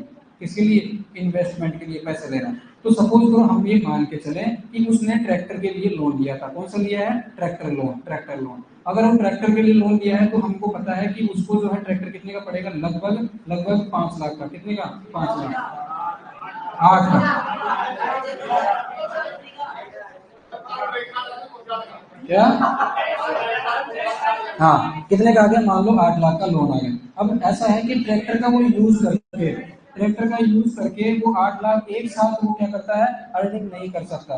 ट्रैक्टर का यूज करके वो एक साथ 8 लाख की अर्निंग नहीं कर सकता। इसका मतलब ये हो गया कि वो ईयर बाई ईयर, है ना, वो ईयर बाई ईयर जो है इस ट्रैक्टर का यूज करेगा और अर्निंग करेगा, और जैसे जैसे उसके पास में नकदी आएगी, जैसे जैसे उसके पास में नकदी आएगी, पैसा आएगा, है ना, कैश में पैसा आएगा, वैसे वैसे वो क्या करेगा, उसको रिपेड करेगा। तो इस प्रकार के लोन को अपन क्या कहते हैं? Partially liquidating loan. क्या कहेंगे? Partially liquidating loan. ये आंशिक रूप से भुगतान करता है ना, पार्शियल लिक्विडिटी लोन। इसके अंदर क्या है? उन्हें आय जो उत्पन्न करने में कुछ समय लगेगा और उन्हें 2 से 5 साल या उससे अधिक समय में चुकाया जा सकता है, मतलब बहुत अधिक समय उसमें लगेगा। जैसे डेयरी लोन की बात करें तो ये किसमें आ जाएगा? डेयरी लोन किसमें आ जाएगा? Medium term loan. ये मीडियम टर्म लोन। ट्रैक्टर ऋण जो है लॉन्ग टर्म लोन। बागान ऋण क्या है? Long term loan. तो इस प्रकार के जो अपन को पता है, अगर मान लो कोई किसान है, अगर ऑर्चर्ड लगाता है, मान लो अमरूद का ऑर्चर्ड लगा है, तो 2 साल तक तो उसको कुछ नहीं मिलने वाला। अगर तीसरे साल जाकर के उसको इनकम होगी, तो धीरे धीरे उसकी इनकम होगी और उस इनकम के आधार पर क्या करता है? उस लोन को चुकाएगा। तो इसके तरलता के आधार पे लिक्विडिटी जो आ रही है, कैश में जो पैसा आ रहा है, उसके आधार पर हमने 2 भागों में डिवाइड किया, सेल्फ लिक्विडेटिंग और पार्शियल लिक्विडेटिंग।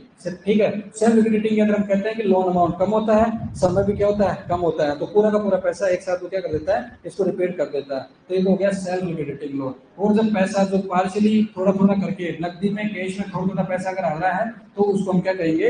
आंशिक रूप से भुगतान, पार्शियली लिक्विडेटिंग लोन। लिख लो फटाफट।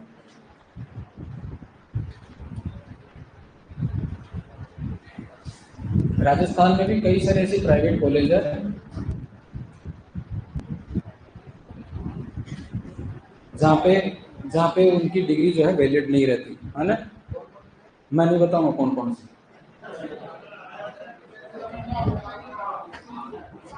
अरे तुम जाते ही क्यों? पढ़ लिया करो ना, है। इतनी इतनी जब समस्या आ रही है तुम लोगों को, तो थोड़ी मेहनत ही कर लिया करो।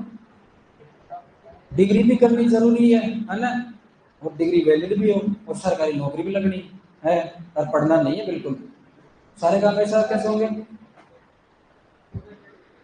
अरे तू चुप रह, लिख ले।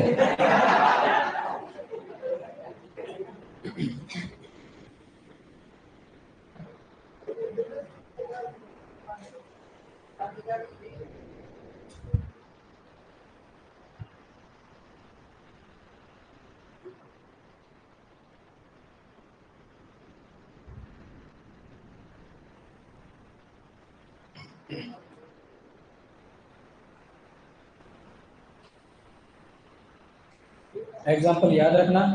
सेल्फ लिक्विडेटिंग लोन के अंदर क्रॉप लोन आएगा, पार्शियल लिक्विडेटिंग लोन के अंदर टर्म लोन आएगा, है ना। तो टर्म लोन के अंदर हम कहते हैं मीडियम टर्म लोन और लॉन्ग टर्म लोन, दोनों प्रकार के लोन इसमें आते हैं, दोनों प्रकार के लोन इसमें आते हैं। तो उनके एग्जाम्पल तो आपको वैसे याद रखना है।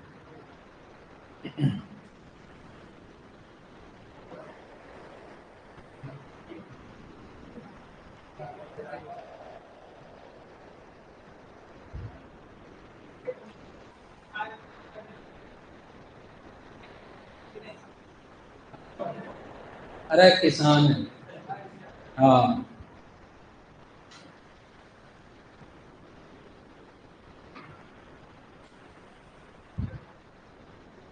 भाई, जितने का ट्रैक्टर लिया था, क्या उतने की इनकम हो जाएगी क्या? उसी समय नहीं होगी। तो जैसे जैसे इनकम होगी वैसे वैसे पे करता जाएगा वो। तो इसको मैंने पार्शियली लिक्विडिटिंग कहा है। नकदी जो है उसके पास में थोड़ी थोड़ी करके आ रही है ना, थोड़ी थोड़ी करके। तो इसके केस में आपको पता होगा कि रिपेमेंट प्लान बनाता है। क्या बनाता है? Repayment plan. जैसे आप बाइक खरीद के लेके आए, कोई होंडा की बाइक खरीदी, है ना, आपके पास पैसे थे 20,000 रुपए। कितने थे? 20,000। 20,000 आपने डाउन पेमेंट जमा कराया, 80,000 रुपए की आपने क्या बना ली? किस्त बना ली। अब किस्त भी आपने बनाई कि 2-2 हजार रुपए की हर महीने की मेरे किस्त बना दो।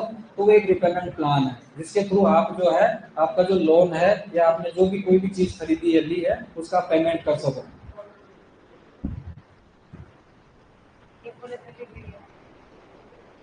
इसका तो कोर्ट में केस भी चला था।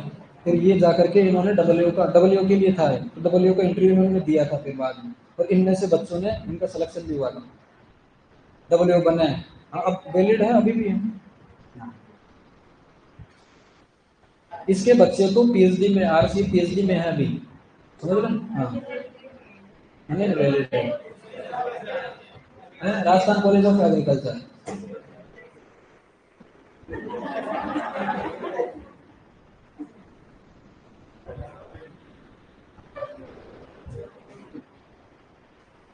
तुमने खुद ने तुमने तुम लोगों ने खुद ने ही तुम्हारे लिए आफत पैदा कर ली है कि नहीं? हाँ, उसके जिम्मेदार तुम खुद हो, है कि नहीं? और कोई नहीं।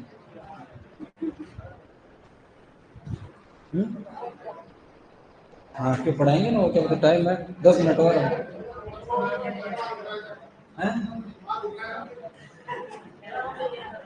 जबान तो नहीं दुखी करी? अरे बोलता रहता जब तो जबान नहीं दिखती तेरी। इसके आगे क्या है, एक बार देखे देखना तो। एक मिनट, अरे रुको एक मिनट, ये छोटा सा एक लिख लेना है ना। हाँ लिख लो, इसको लिखो इसको लिखो, वो तो एक लाइन का, ये छोटा सा हो जाएगा। अभी खत्म नहीं हुआ क्लासिफिकेशन, अभी और बाकी है, 10-15 मिनट का बाकी है अभी। अरे लिखो फटाफट, हो गया कि? चलो आगे। देखो, ये जो क्लासिफिकेशन है एक्टिविटी के आधार पे है। क्लासिफिकेशन किसके आधार पे है? एक्टिविटी, गतिविधि के आधार पे है। गतिविधि के आधार पर है ना, एक्टिविटी ओरिएंटेशन के आधार पे है। अगर मान लो कोई किसान अगर फसल उगाने के लिए ऋण लेगा तो उसको हम क्या कहेंगे? फसल ऋण। कोई अगर मान लो मधुमक्खी पालन के लिए ऋण लेगा तो उसको मधुमक्खी पालन ऋण कहेंगे। कोई कुक्कुट पालन के लिए करेगा, मुर्गी पालन के लिए, तो जिस एक्टिविटी के लिए वो ऋण लेगा उसी एक्टिविटी के आधार पर उसका नाम रख दिया जाएगा। तो बहुत सिंपल है, इसमें कोई दिक्कत नहीं है। एक्टिविटी ओरिएंटेशन के आधार पर, है ना, active on the basis of activity orientation, है ना, सिंपल है, इसमें कुछ ऐसा है। हाँ, लिखना चाहो तो लिखो, नहीं तो बाकी कोई ऐसा जरूरी नहीं है ना। ये बात हो गई।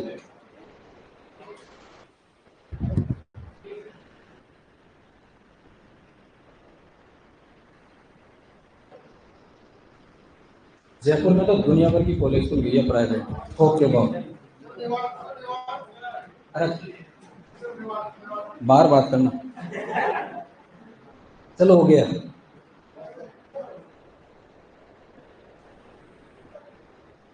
तेरे को पता है ना रिकॉर्डेड क्लास रहती है। हाँ, कोई उठा ले गया था मेरे को रूम से। हाँ चलो,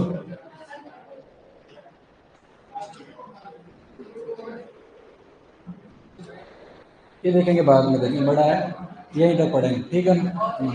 ठीक।